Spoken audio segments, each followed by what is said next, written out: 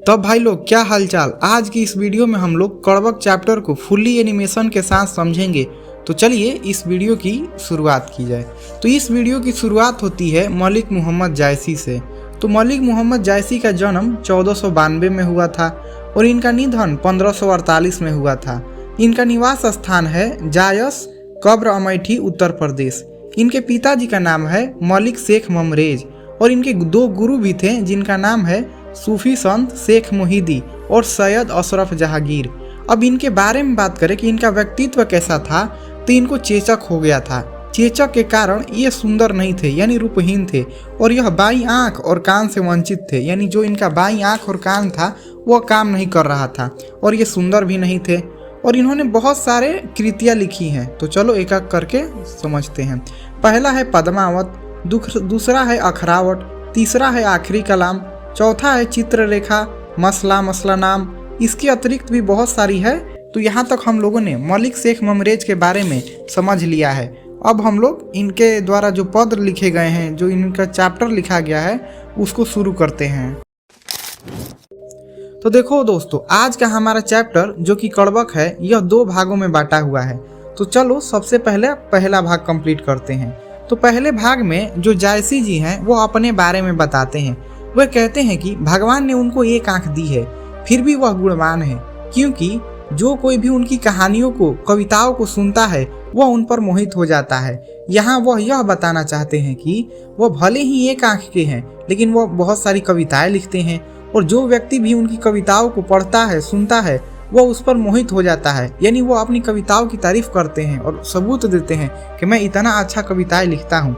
वो आगे कहते हैं कि भगवान ने उनको इस धरती पर चांद के जैसा बनाकर भेजा है। अब तुम लोग सोचोगे कि चांद के जैसा मतलब, तो कहने का अर्थ है जैसे चांद में दाग है, चांद में दाग धब्बे हैं, उन्हीं तरह इनमें भी कुछ ना कुछ कमियां हैं। जैसे इनको चेचक हुआ है, इनकी बाईं आंख और कान से भी वंचित है, इनमें 1000 कमियां हैं, लेकिन फिर भी जैसे चांद में दाग होने के बाद भी पूरे संसार में रोशनी देता है, यानी रात के समय अंधेरी रात रहती है फिर भी उजाला कर देता है, उसी तरह जो यह हमारे कवि हैं यह बता रहे हैं कि भले ही इनमें 1000 कमियां हैं, लेकिन इनकी जो कविताएं हैं वो इतनी अच्छी हैं कि पूरे संसार में फैली हुई हैं और दुनिया को उजागर कर रही हैं।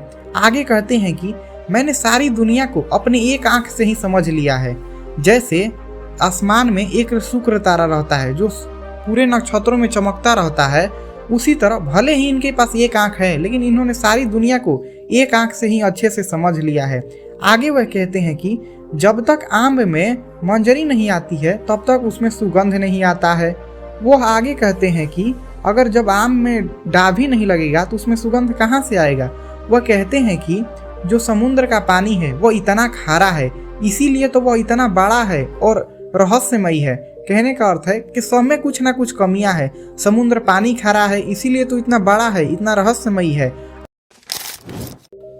आगे जायसी जी लिखते हैं कि जब तक सुमेरु पर्वत को त्रिशूल से विनाश नहीं किया गया रहता तो ना ही इतना बड़ा रहता और ना ही इतना सोने की तरह चमकता। यहाँ भी बता रहे हैं कि कुछ ना कुछ कमियां हमारे कुछ ना कुछ गुणों को लाद देती है। वो आगे कहते हैं कि जब तक सोने को एक घड़े में तपाया नहीं जाता है तब तक वह शुद्ध सोना नहीं होता है। यानी जो कांचा सोना रहता है, जो कि अभी नेचर से निकला रहता है, वह प्योर सोना नहीं रहता है। उसको घड़े में ले जाकर आगों पर तपाया जाता है, उसको पीटा जाता है, तब कहीं जाकर वह असली सोना बनता है, प्योर सोना।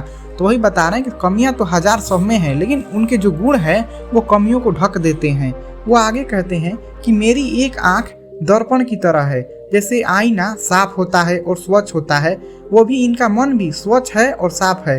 क्योंकि सभी लोग जो गुणवान हैं, जो रूपवती हैं, ये तो सुंदर नहीं है, लेकिन सुंदर सुंदर लोग भी इनके पांव पकड़ते हैं और कुछ पाने के लिए इनके पांव पकड़कर इनके मुंह की तरफ देखते रहते हैं। यही बताना चाहते हैं इस पूरे भाग में कि जो हमारे गुण हैं वो बहुत ज़्यादा इम्पोर्टेंट है। भले ही सब में कमियां रहती हैं, लेकिन हमें कुछ ना कुछ गुण होने चाहिए जो उस कमियों को भी पीछे छोड़ देती है। तो दोस्तों, यहाँ तक हम लोगों ने कड़बक के पहले पार्ट को कंप्लीट कर लिया है। चलिए अब दूसरा पार्ट की शुरुआत करते हैं।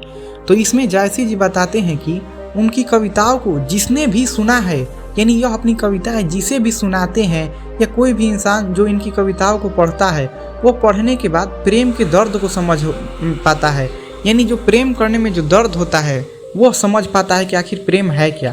वो आगे लिखते हैं कि मैंने इस कविता को अपनी रक्त की लेई से लिखा है।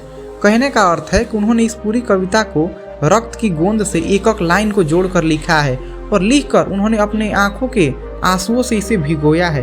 वह कहते हैं कि आखिर मैंने इस कविता को लिखा क्यों, यह भी सोचने वाली बात है।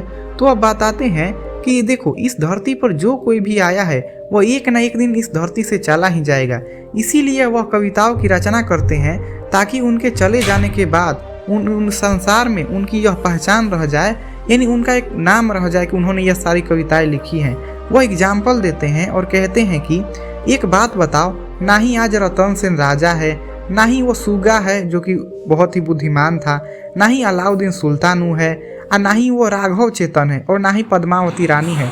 यानी इस दुनिया में कितने बड़े बड़े राजा महाराजा हुए, सभी लोग मर गए, चले गए, लेकिन आज उनकी कहानी ही न रह गई है। तो देखो,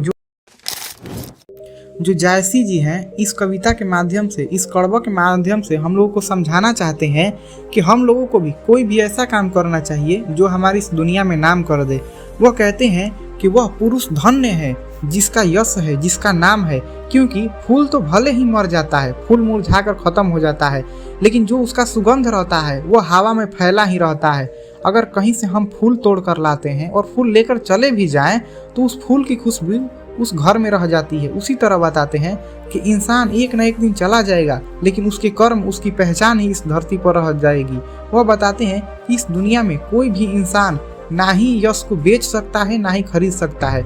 यानी जो यह इज्जत है, ना ही कोई इसे बेच सकता है और ना ही खरीद सकता है। और वह बताते हैं कि मेरी इस कविताओं को जो कोई भी पढ़ता है वो मेरे बारे में 2 मिनट के लिए सोचता जरूर है।